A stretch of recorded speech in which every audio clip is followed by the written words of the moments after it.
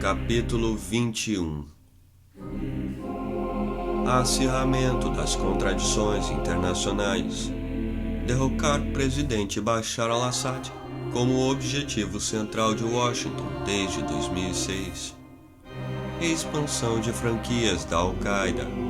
As advertências de Henry Kissinger e do senador Rand Paul. As aspirações do presidente Erdogan. O putsch do general al-Sisi no Egito, o esmagamento em massa da Irmandade Muçulmana, os terroristas no Sinai, a Primavera Árabe, o caos e o terror no Iêmen, a insurgência dos Houthis e a guerra com a Al-Qaeda, bombardeios indiscriminados da Arábia Saudita e o respaldo de Washington.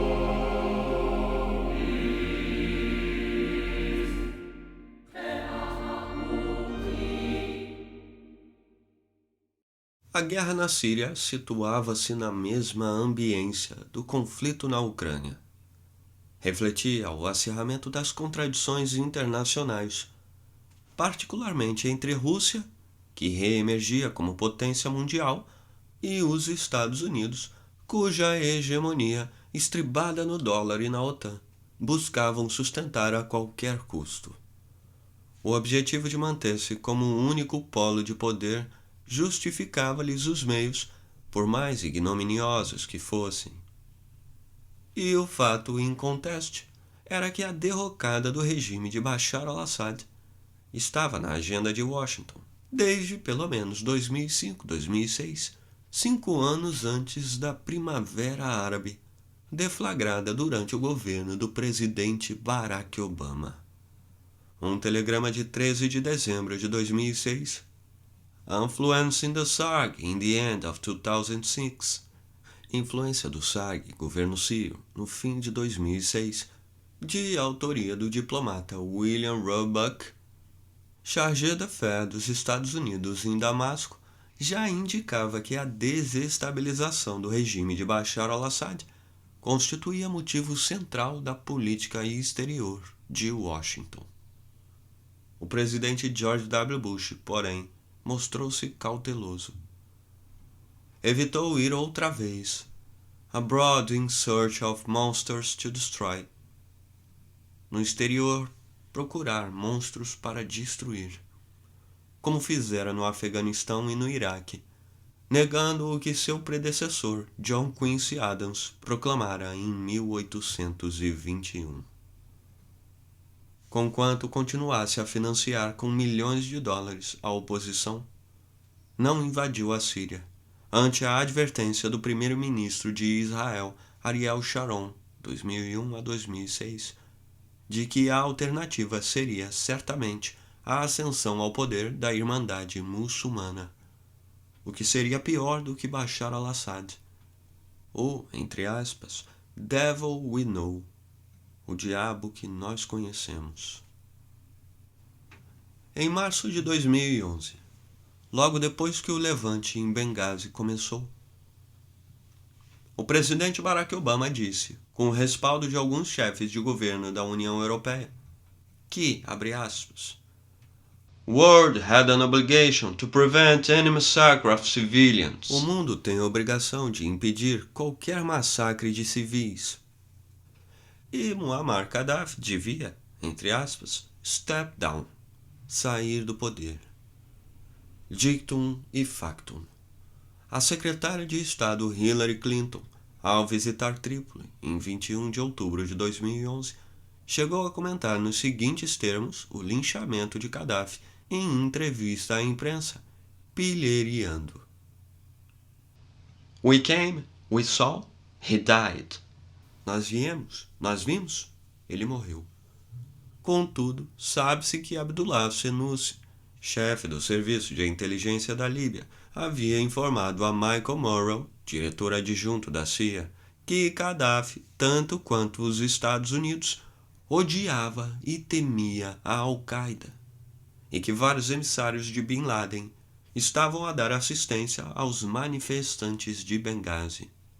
Entretanto, a Casa Branca insistia em repetir que Gaddafi had to go Gaddafi had to go. Tem que sair. Michael Morrow reconheceu que, abre aspas, there was no doubt that mixed among various rebels factions were some extremists loyal to Bin Laden's ideology. Não havia dúvida de que, misturado entre várias facções rebeldes, havia alguns extremistas leais à ideologia de Bin Laden. E, eventualmente, o suporte militar, as armas letais, aos agitadores proveio da OTAN e outros aliados. O colapso do Estado na Líbia possibilitou, então, imenso espraiamento de armas convencionais em torno de todo o Maghreb e a expansão da Al-Qaeda no Egito e em Mali e em outros países da África. Outros sim. Ao tempo em que a rebelião na Síria se avultava, agosto de 2011, o presidente Obama voltou a assumir uma vez mais o papel de ditador universal, a dar outra ordem, que, abre aspas, for the sake of the Syrian people, the time has come for President Assad to step aside. Pelo bem do povo sírio, chegou a hora de o presidente Assad renunciar. A denominada Primavera Árabe então florescia, com as sementes plantadas desde Washington, talado o campo para a brotação e florescimento de outros grupos com a ideologia da Al-Qaeda. Porém, com sua experiência de ex-assessor de Segurança Nacional e secretário de Estado dos presidentes Richard Nixon e Gerald Ford, o professor Henry Kissinger advertiu que se o presidente Bashar al-Assad caísse, o colapso do Estado na Síria poderia ocorrer e abrir um vácuo de poder, torná-la um espaço vazio, base para o terrorismo, ou o suprimento de armas aos países vizinhos com a falta de leis e na ausência de uma autoridade central, como acontecera no Iêmen, Somália, norte do Mali, Líbia e noroeste do Paquistão. O presságio de Henry Kissinger virtualmente se confirmou. 2 anos depois, em junho de 2014, quando Daesh invadiu o Iraque, o senador Rand Paul, republicano do Kentucky, declarou em entrevista à NBC News que a política de Washington, com base nas diretrizes dos neocons, criou no Oriente Médio um paraíso seguro para os radicais islâmicos. Ressaltou então que os Estados Unidos entraram na Líbia, derrubaram o Terrible Gaddafi, e agora a Líbia se tornara uma terra maravilhosa para os jihadistas, que de lá se espalhavam por todas as partes. E avisou, como Kissinger já o fizera, que if we were to get rid of Assad, it would be a jihadist wonderland in Syria. It's now a jihadist wonderland in Iraq, precisely because we got over-involved. Se nos livrássemos de Assad, seria um paraíso jihadista na Síria. Agora é um país das maravilhas jihadista no Iraque, precisamente porque nos envolvemos demais. Durante a administração do presidente Jimmy Carter, seu assessor de segurança nacional, Zbigniew Brzezinski, formulou a estratégia de fomentar e manipular o fundamentalismo islâmico como arma ideológica para contrapor-se ao comunismo, bem como patrocinar a formação de jihadistas como Freedom Fighters, assumindo Osama Bin Laden o encargo de recrutar mujahideen como Freedom Fighters, oriundos dos mais diversos países do Oriente Médio, África e Ásia Central, com o fito de combater as tropas soviéticas no Afeganistão e desestabilizar a União Soviética a partir de suas repúblicas orientais, habitadas largamente por muçulmanos. O presidente Carter teve receio de favorecer os terroristas, e para o convencer, Brzezinski perguntou: What is more important to the history of the world? The Taliban or the collapse of the Soviet Empire? some stirred-up Muslims, or the liberation of Central Europe and the end of the Cold War. O que é mais importante para a história do mundo? O Talibã ou o colapso do Império Soviético? Alguns muçulmanos agitados ou a liberação da Europa Central e o fim da Guerra Fria?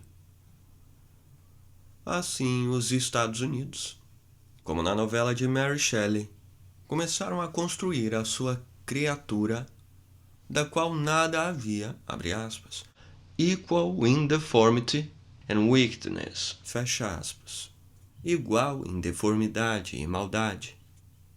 Frankenstein the Monster, que passou a chamar-se Al-Qaeda.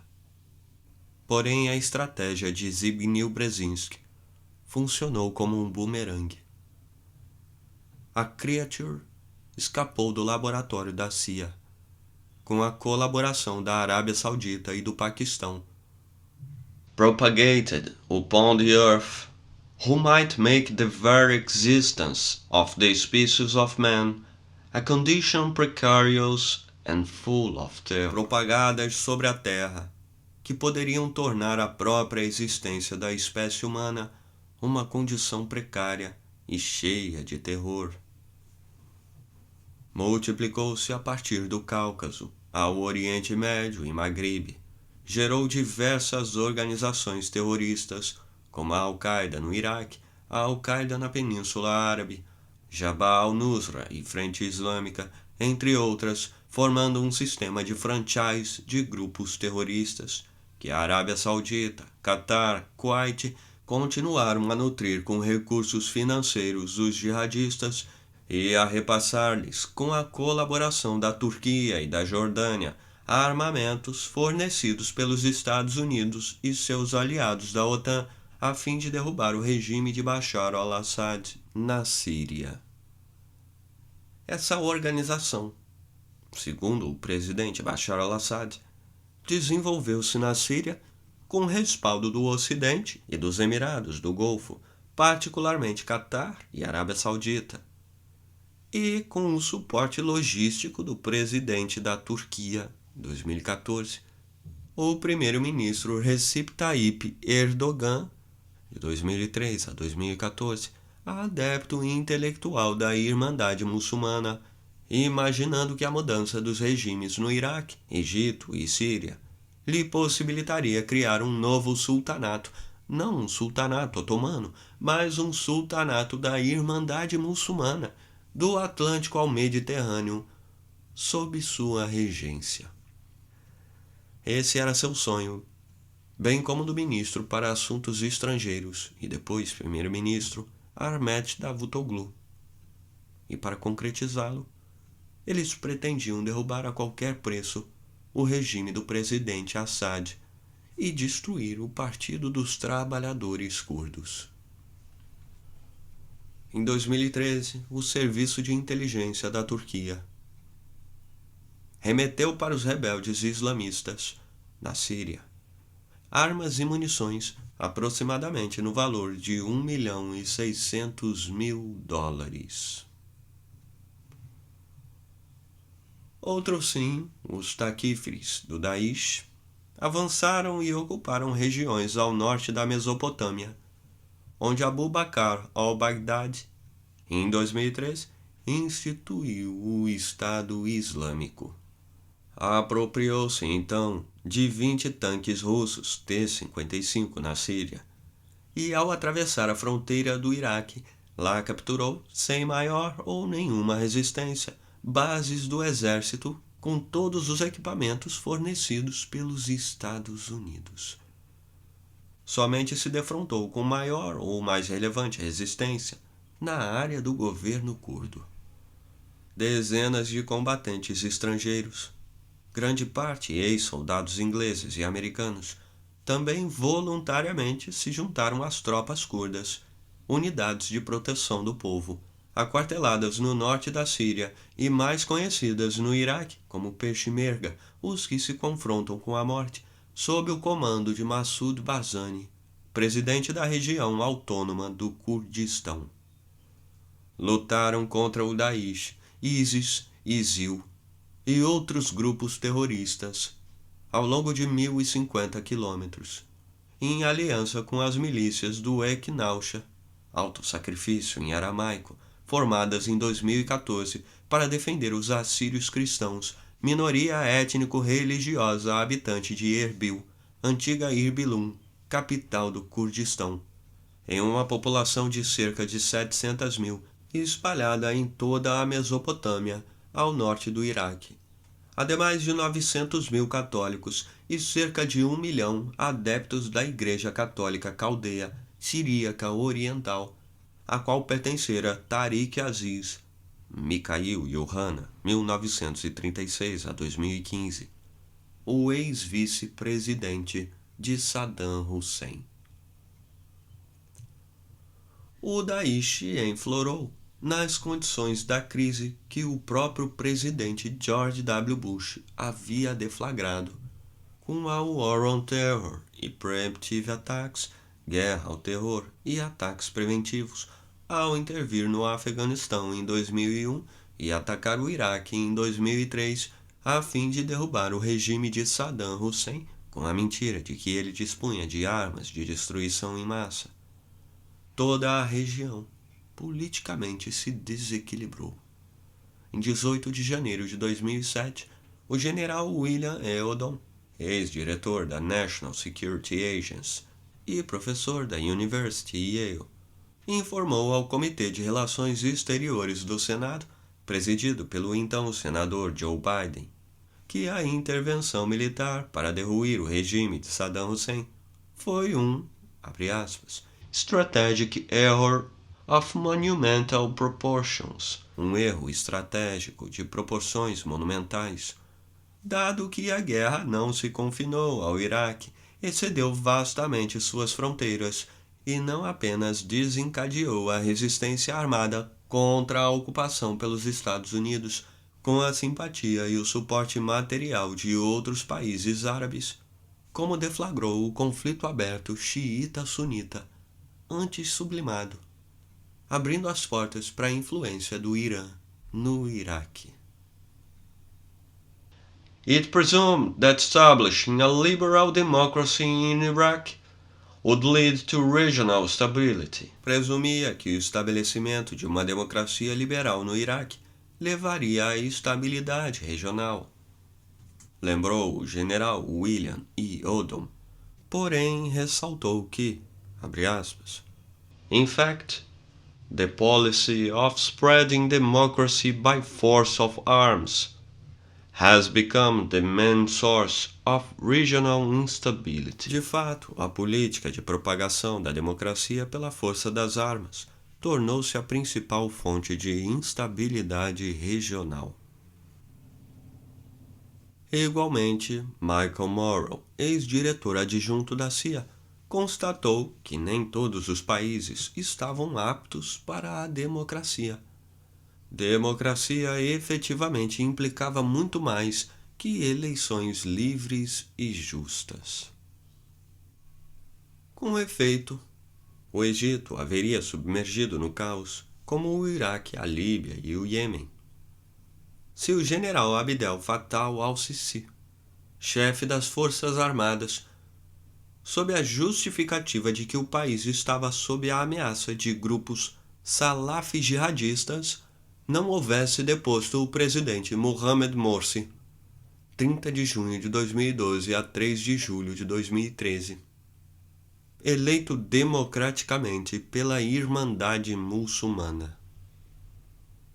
O próprio presidente Putin ressaltou que a determinação e a sabedoria da liderança do Egito salvaram o país do caos e da agressividade dos extremistas. Em 2013, durante o governo da Irmandade Muçulmana, ocorreram 270 ataques terroristas, cerca de 79% contra postos militares e policiais do Egito no Sinai, e informes de inteligência indicavam que grupos tais como Ansar al-Sharia, Tawhid al-Jihad e Takfir al-Hijra pretendiam proclamar a independência da estratégica península que era margeada ao leste por Gaza, Israel e o Golfo de Aqaba, a oeste pelo Canal de Suez, ao norte pelo Mediterrâneo e ao sul pelo Mar Vermelho. E mesmo após a queda do presidente Morsi, os atentados não cessaram. Os salafis jihadistas, mobilizando tribos de beduínos, que representavam cerca de 70% da população do Sinai, continuaram a empreender o terror, como o sequestro de turistas e outras atividades criminosas, narcotráfico, contrabando de armas e etc., enquanto os atentados à bomba ocorriam, inclusive no Cairo, Minya e outras cidades do Egito.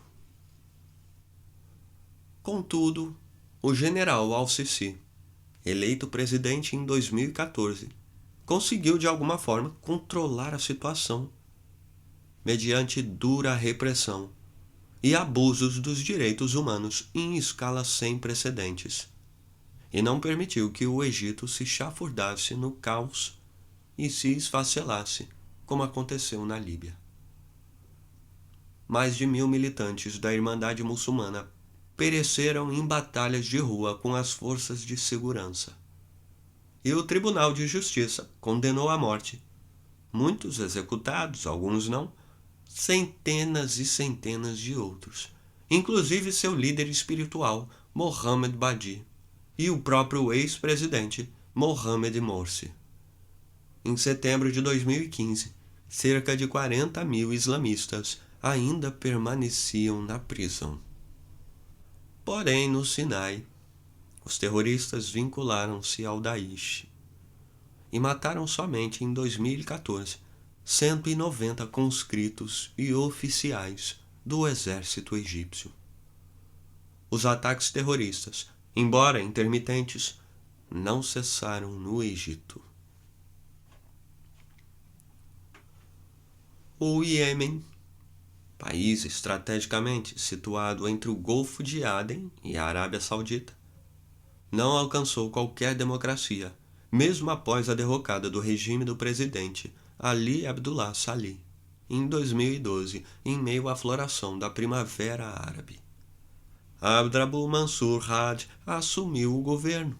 Em seguida, foi eleito democraticamente, mas com uma população de 26,7 milhões de pessoas, estimativa de julho de 2015, da qual 65% eram sunitas e 35% xiitas.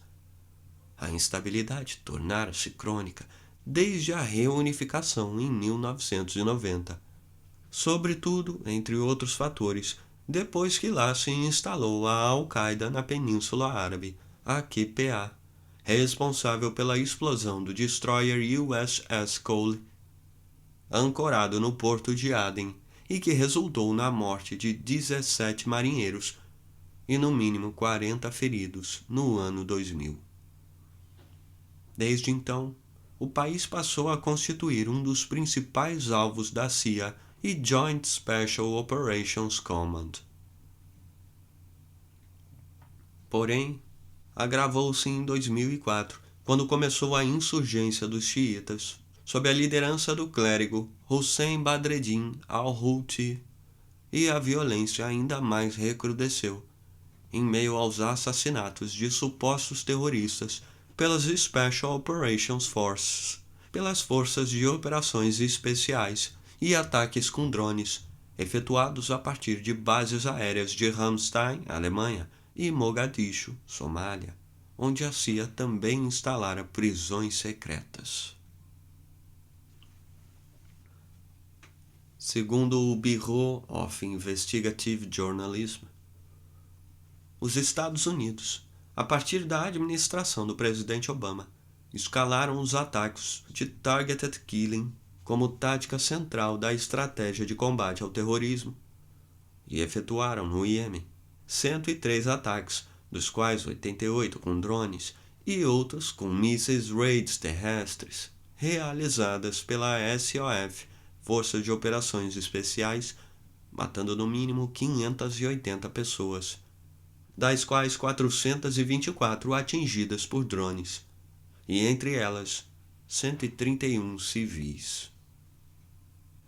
E a insurgência dos xiitas, sob a liderança do clérigo Hussein al-Houthi, deflagrada em 2004, intensificou-se e, a alastrar-se, converteu-se em cada vez mais sangrenta guerra civil, tribal e sectária, e os Houthis, assim desde então denominados os xiitas da seita Zaidiyya no Iêmen, conquistaram, em janeiro de 2015, a capital, Sanaá, e derrocaram o regime do presidente Abdrabbuh Mansur Hadi.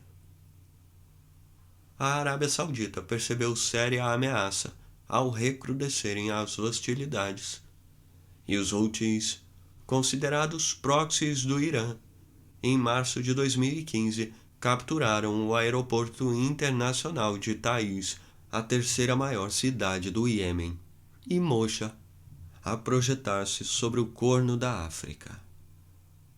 Daí que, logo em seguida, à frente de uma coalizão dos Emirados Árabes, Jordânia, Marrocos, Egito e Sudão, começou uma campanha aérea, a Operation Decisive Storm, a bombardear suas posições com o apoio logístico dos Estados Unidos. Ao mesmo tempo, os salafis jihadistas da Al-Qaeda na Península Árabe, a QPA, investiam contra os Houthis, cujas milícias representavam a única força que realmente se opunha ao seu avanço no Iêmen. Os Estados Unidos, ao respaldarem a Arábia Saudita, favoreciam a ofensiva do Daesh. Em setembro de 2015, as forças do presidente Hadi retomaram, porém, a cidade e o porto de Aden. Até então, os bestiais e indiscriminados bombardeios efetuados pela Arábia Saudita e seus aliados já haviam aniquilado mais de 2.350 civis.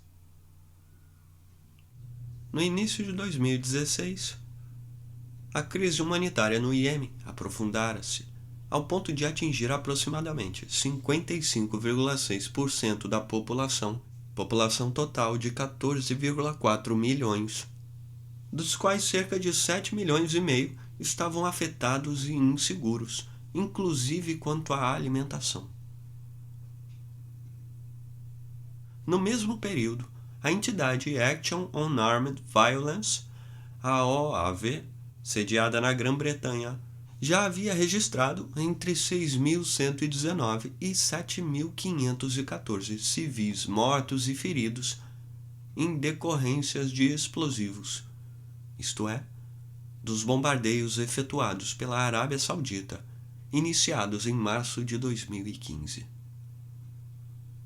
Em reunião da Arms Trade Treaty, ATT, dos países aderentes e signatários do Arms Trade Treaty da ONU, a organização Control Arms apresentou um informe no qual acusou a França, Alemanha, Itália, Montenegro, Países Baixos, Espanha, Suécia, Suíça, Turquia, Reino Unido e Estados Unidos de haverem dado, em 2015, licenças no valor de 25 bilhões de dólares, talvez mais 4,9 bilhões de dólares, para a venda para a Arábia Saudita de armamentos, a exemplo de drones, bombas, torpedos, foguetes e mísseis que estavam sendo usados em grandes violações dos direitos humanos e possíveis crimes de guerra no Iêmen.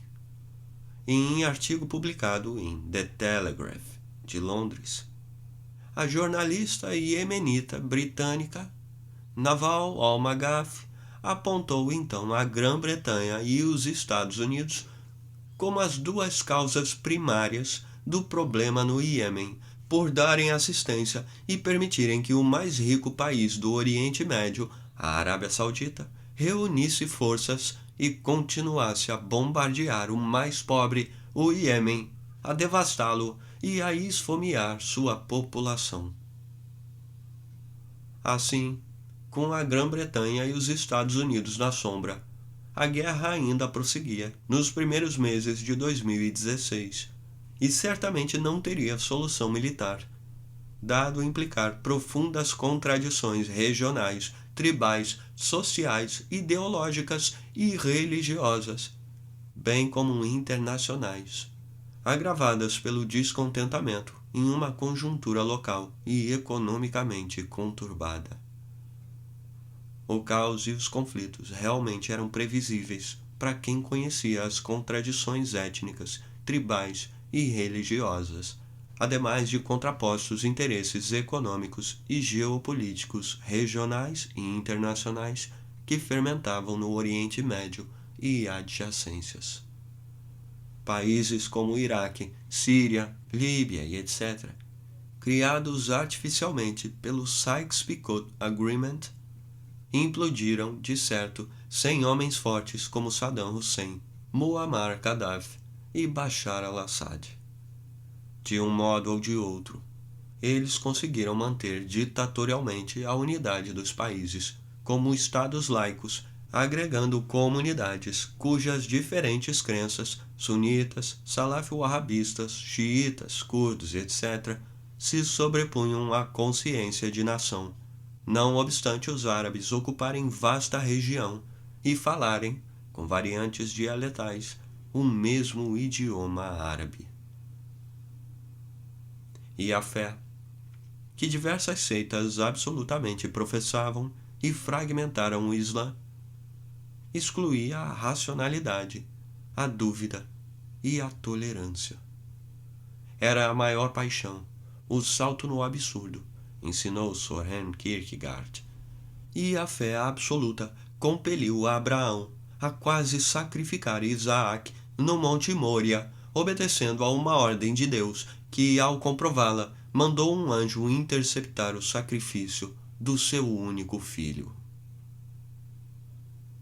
E aí o germen que só perverter o monoteísmo, a degenerar no terror, a síndrome do fundamentalismo islâmico, cujo principal intérprete, na geração de 1960, foi o intelectual egípcio Said Qutb, 1906 a 1966, fundador da Irmandade Muçulmana, executado no governo do presidente Gamal Abdel Nasser, 1956 a 1970. Ignorantes, sem nada saber do Oriente Médio profundo.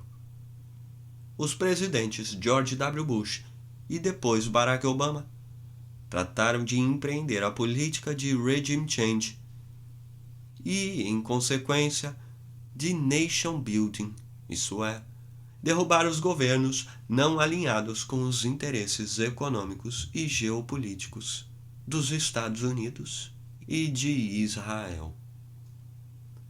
Os neoconservadores, cuja maioria era etnicamente israelita, muitos com dupla cidadania, imaginavam que a desintegração da Síria, do Iraque e de outros países árabes pudesse favorecer a hegemonia de Israel no Oriente Médio, bloquear o Irã e interromper o tráfego de armas para o Hezbollah no Líbano. O presidente George W. Bush conflagrou o Oriente Médio ao invadir o Iraque, com base em lies and fabrications, mentiras e fabricações, como asseverou o ex-congressista e ex-candidato à presidência dos Estados Unidos, Ron Paul, do Partido Republicano, Texas, com base nos documentos da CIA posteriormente desclassificados. From the sectarian violence unleashed by the U.S. invasion of Iraq, emerged Al-Qaeda and then its more radical spin-off, ISIS. Da violência sectária desencadeada pela invasão norte-americana ao Iraque, surgiu a Al-Qaeda e depois, seu desdobramento mais radical, o ISIS, asseverou Ron Paul, e comentou ser duro crer que em uma sociedade supostamente governada pelas normas da lei, os US leaders can escape any penalty for using blatantly false information that they had to know at the time was false, to launch a preemptive attack on a country that posed no threat to the United States. Os líderes dos Estados Unidos podem escapar de qualquer penalidade por usar informações flagrantemente falsas que eles tinham que saber na época para lançar um ataque preventivo contra um país que não representava nenhuma ameaça para os Estados Unidos. Sim, o ex-presidente George W. Bush, o ex-secretário de Defesa Donald Rumsfeld, a assessora de Relações Internacionais Condoleezza Rice e o então secretário de Estado, General Colin Powell, continuaram impunes.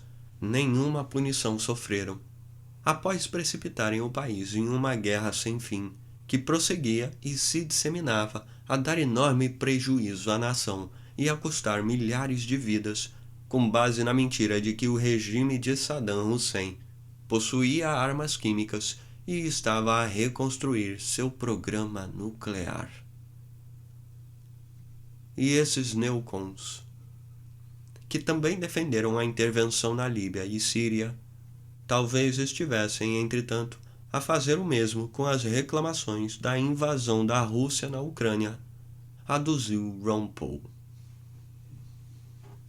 O presidente Obama perseverou na mesma linha dos neocons, ao ordenar irresponsavelmente o bombardeio na Líbia, evento que resultou em carnificina e catástrofe humanitária, e encorajar a guerra na Síria, fornecendo aos jihadistas, por ele chamados de rebeldes moderados, treinamento e armas que sempre caíram, cerca de 70%, nas mãos dos terroristas do Exército Islâmico, muitas vendidas por um bom preço de mercado.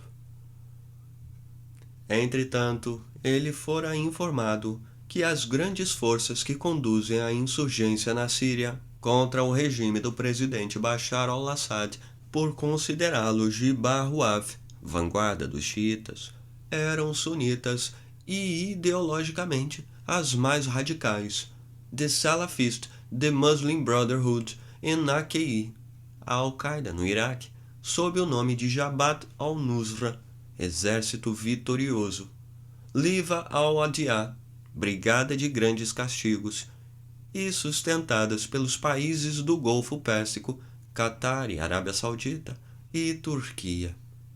Também o presidente Obama não desconhecia que desde 2011 os terroristas transportavam armamentos de todos os tipos de Benghazi, na Líbia, lá distribuídos pela OTAN para derrubar Gaddafi, para os portos de Banias e Borj Islam, na Síria. O informe da Defense Intelligence Agency, DIA, datado de 12 de setembro de 2012, fora enviado à Casa Branca à secretária de Estado Hillary Clinton, ao então secretário de Defesa Leon Panetta, ao chefe do Estado-Maior Conjunto e ao Conselho de Segurança Nacional. Outro sim, antes de sua reeleição para a presidência, em novembro de 2012. Já sabia que tais rebeldes pretendiam estabelecer um califado em toda a região do Oriente Médio, ao estilo do que existiu no século VII sob a lei islâmica, a Sharia. Seu propósito era Baqiya wa Tatamadat, isto é, durar e expandir-se. Tanto Obama, através de informes de inteligência, como o Pentágono e o Departamento de Estado estavam conscientes, pois o The New York Times noticiou com destaque que a maioria das armas letais destinadas à Arábia Saudita e ao Catar para suprir os grupos que lutavam para derrubar o regime do presidente Bashar al-Assad era transferida para os jihadistas radicais e não para a suposta Democratic-Minded Opposition, oposição de mente democrática, existente tão só como ficção, com a finalidade de justificar a intervenção colateral na Síria. Daí que Sergei Lavrov, o ministro para Assuntos Estrangeiros da Rússia, chamou o Exército Sírio Livre de Grupo Fantasma. Ninguém sabia onde operava e onde suas unidades se encontravam. Outro sim, a jornalista Robert Fisk, em um programa da ABC, respondeu quando perguntado sobre o exército sírio livre. I think drinks a lot of coffee in Istanbul. Eu acho que eles bebem muito café em Istambul. E acrescentou que era um mito e não vira nenhum de seus soldados na Síria, onde havia percorrido como correspondente do The Independent de Londres.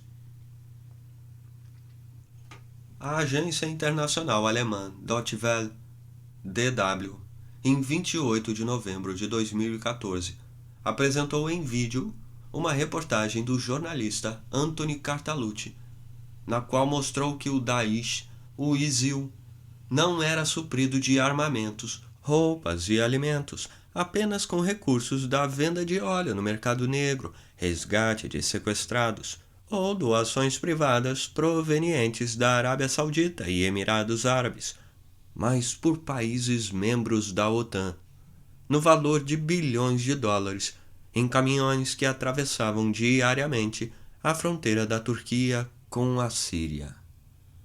Em outra publicação, segundo Anthony Cartalucci, escreveu que estava claro, já em 2002, que a fronteira da Turquia, norte de Alepo e Idlib, era a principal rota, a Jordânia a segunda, por onde a OTAN realizava a introdução na Síria de armamentos e terroristas originários da Líbia. Diversos repórteres haviam amply documented role of the NATO Gulf Zionist Turkey Alliance, papel amplamente documentado da aliança OTAN Golfo Sionista Turca, em armar, treinar e possibilitar o trânsito de terroristas do denominado Exército Sírio Livre. A OTAN chegou a usar inclusive paraquedas a fim de enviar as armas aos terroristas de Jabhat al-Nusra, a Frente Islâmica e Daesh, em mais de uma ocasião. O presidente Putin sempre esteve muito bem informado de que os Estados Unidos e seus aliados, como no passado, financiavam e armavam diretamente os rebeldes, além de fornecer os mercenários de diversos países para preencher as suas fileiras. E ao discursar durante um encontro no Valdai International Discussion Club, em 14 de outubro de 2014, na vizinhança de Velik Novgorod, ele disse: "Deixe-me perguntar de onde esses rebeldes recebiam dinheiro, armamentos e especialistas militares. De onde todos eles vinham? Dinheiro e os armamentos. Como o notório ISIL maneja, para tornar-se tão poderoso grupo, essencialmente uma real força armada?" O Exército Sírio Livre fora de fato instituído pelos Estados Unidos e países ocidentais, formado por oficiais desertores do exército de Assad, e muitos, se não a maioria, aderiram ou já eram militantes do Daesh, ISIS e ISIL. Esses moderates rebels, entre aspas, rebeldes moderados, que o presidente Obama abasteceu com armas, munições e outros petrechos bélicos, invadiram em 8 de julho de 2013 a aldeia cristã Sharshu, nas cercanias da cidade de Homs, e mataram muitos cristãos, incendiaram as casas e compeliram cerca de 250 famílias a se deslocarem da área.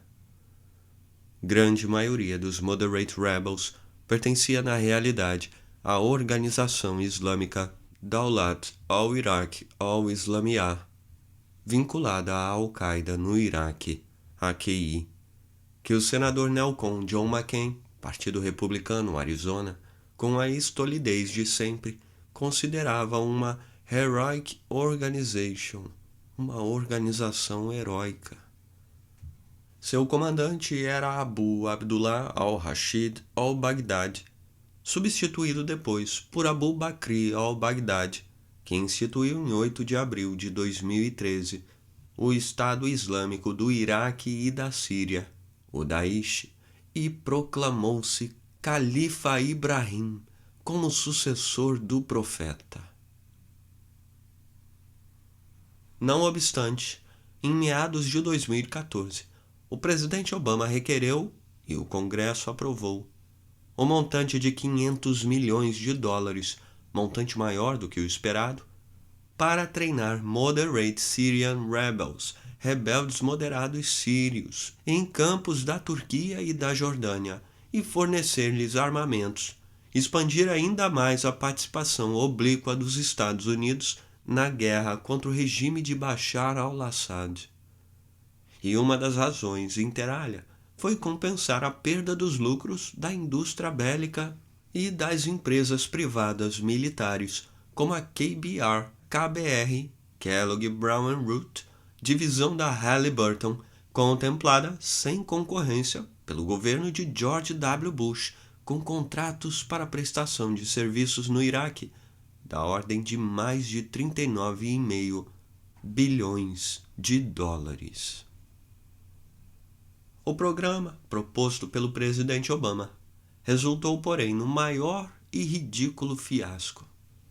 Conforme revelou Peter Cook, o secretário de imprensa do Departamento de Defesa, os primeiros graduados entre 54 e 70 da Divisão 30, após 2 meses de treinamento e armados pelo Army Special Forces e pela CIA a um custo de 41,8 milhões de dólares, passaram em 31 de julho de 2015 da Turquia para a Síria, nas circunvizinhanças de Azaz e Bab al-Salama, ao norte de Alepo.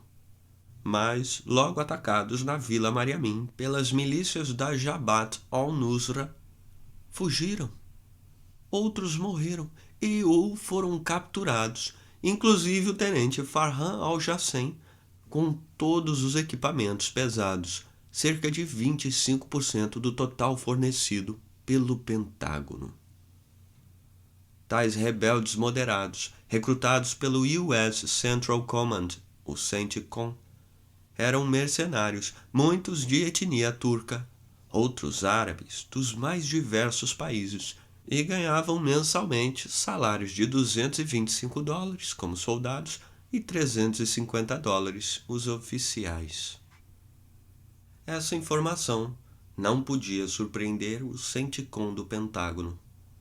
O comandante dos Moderate Rebels, Abd al-Jabbar al-Ocaid, retirou-se da frente de batalha, criticando o pouco apoio dos Estados Unidos e da Grã-Bretanha, mas a verdade é que tinha bom relacionamento com os irmãos do Daesh. Em setembro de 2014, o Syrian Observatory for Human Rights informou que o tal Exército Sírio Livre, comandado pelo coronel Riyad al-Assad, havia firmado um pacto de não agressão com o Daesh, porquanto a prioridade era derrubar o presidente Bashar al-Assad. E em abril de 2015, entre 9.000 e 12.000 jihadistas de aproximadamente 40 grupos terroristas, wahhabistas, salafistas, entre os quais Arar al-Sham, Jund al-Aqsa, Liwa al-Haq, Jaish al-Sunna, Ajnad al-Sham e Failaq al-Sham, integrantes da aliança Jaish al-Fateh, Exército de Conquista, conquistaram a estratégica cidade de Jiz al-Shugur, rota entre Alepo e Latáquia, no litoral do Mediterrâneo. Eram liderados pela Jabhat al-Nusra, franchise à Al-Qaeda no Iraque, e contaram com a adesão da 13ª Divisão do Exército Sírio Livre, que atacou as forças do governo do presidente Bashar al-Assad através das linhas de Idlib. A cidade de Jisr al-Shugur foi, porém, libertada dias depois pelas forças do presidente Bashar al-Assad. Ao longo de sua expansão, desde Bab e Manbij, ao leste da província de Alepo, na Síria, e de conquistar sua capital, al-Raqqa, onde estabeleceu o quartel-general, e a província de Hasaka, o Daesh ocupou e espargiu o terror por centenas de milhas. Traspassou a fronteira da Síria com o Iraque, dominou o rio Eufrates e uma população em torno de 8 milhões de habitantes, ademais de controlar 11 campos de óleo, com produção entre 25 mil e 40 mil barris diários, no valor estimado em 1.200.000 dólares, contrabandeados para o Irã, Kurdistão, Síria e Turquia. Os jihadistas, somente dos campos marginais no norte do Iraque, obtinham recursos no montante de 730 milhões de dólares por ano, o bastante para financiar suas operações além das fronteiras do país. De fato, o deputado do Partido Popular Republicano, Mehmet Ali Edboglu, eleito pela província de Hatay, Turquia, fronteira com a Síria, denunciou em meados de 2014 que o Daesh, ISIL, havia ganho 800 milhões de dólares com a venda na Turquia do petróleo das regiões ocupadas dos campos de Rumeylan, norte da Síria, e depois de Mossul, norte do Iraque, região do rio Tigres. Elouai Al-Kateb, diretor do Iraqi Energy Institute, informou que o óleo cru e refinado para comércio em dinheiro, em cash, era tratado em refinarias da Síria, que o Daesh havia capturado, e era transportado por tanques para a Jordânia via a província de Anbar, para o Irã via Kurdistão, para a Turquia via Mossul e para os mercados locais da própria Síria, sob seu controle. Não obstante o apoio da Arábia Saudita, Catar e outros Emirados, o Daesh provavelmente alentava o objetivo de ocupar Meca e Medina, as cidades mais sagradas do Islã, apossar-se da bacia de petróleo e gás existente no Golfo Pérsico e eliminar as fronteiras de todo o Oriente Médio e adjacências na África. Estimava-se que seus recursos, em fins de 2014, ultrapassassem um montante de 2 bilhões de dólares. E além do contrabando de petróleo, a extorsão, a taxação das populações dominadas, os resgates, o confisco de depósitos dos bancos e a venda de pequenas antiguidades destinadas ao mercado de Londres contribuíram para que os jihadistas acervassem fortuna cada vez maior. Grande parte do tráfico, que também incluía drogas, era realizada através do Saara por jihadistas da Al-Qaeda no Magribe Islâmico, AQMI, e outros operadores igualmente criminosos, mas menos ideológicos, que trabalhavam apenas pelo dinheiro. As drogas provinham principalmente da América do Sul e chegavam por barco e por avião à costa da África Ocidental, e daí eram transportadas por avião e outros meios até a margem do deserto, a partir de onde os traficantes do Saara encarregavam-se de entregar os recursos aos diversos grupos terroristas.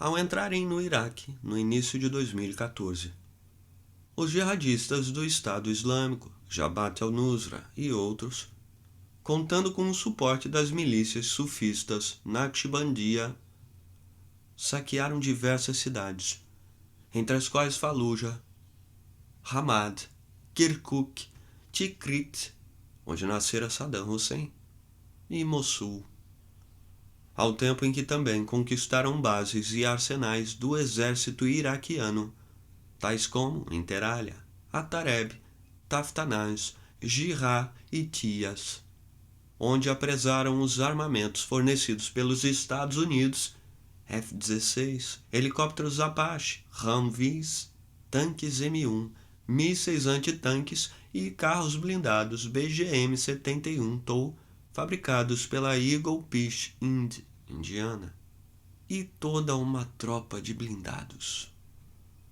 As divisões do exército iraquiano nem resistiram. Debandaram, e muitos soldados e policiais sunitas aderiram ao Daesh, apesar de que os Estados Unidos houvessem gasto aproximadamente 25 bilhões de dólares no treinamento das tropas durante vários anos. Assim, os jihadistas avançaram ocuparam Bacuba, a 60 quilômetros de Bagdá, e realizaram sucessivos massacres com a dimensão de genocídio. Não faziam prisioneiros. Degolavam massivamente os que se rendiam ou capturavam. E praticaram crimes sexuais, violentando mulheres das minorias religiosas, assírios cristãos, católicos e yazidis, cujas vilas ao sul do Monte Sinjar, nordeste do Iraque, atacaram em agosto de 2014. Após executar entre 2.000 e 5.000 homens, mulheres e crianças, violentaram e capturaram cerca ou mais de 3.000 jovens, para usá-las como escravas sexuais. Uma delas, após sua libertação, prestou depoimento no Congresso dos Estados Unidos e revelou que foi brutalmente estuprada e escravizada por um jihadista do alto comando do Daesh, muito branco, de origem americana, de mais ou menos 23 anos, chamado Abu Abdullah al-Amriki, o americano. Abdullah é um dos mais de 250 cidadãos americanos, entre mais de 4.500 ocidentais, recrutados pelo Daesh, dentro do qual a comunidade de jihadistas estrangeiros, al-Muhajirun, cada vez mais recresceu, estimando-se em média 1.000 por mês desde 2011. O número de estrangeiros entre os jihadistas elevou-se de 8.500 calculados em 2013 para mais ou menos 15.000 em 2014 e ultrapassou 25.000, quase 30.000, mais do que o triplo, em setembro de 2015, conforme relatório da Homeland Security Committee da House of Representatives.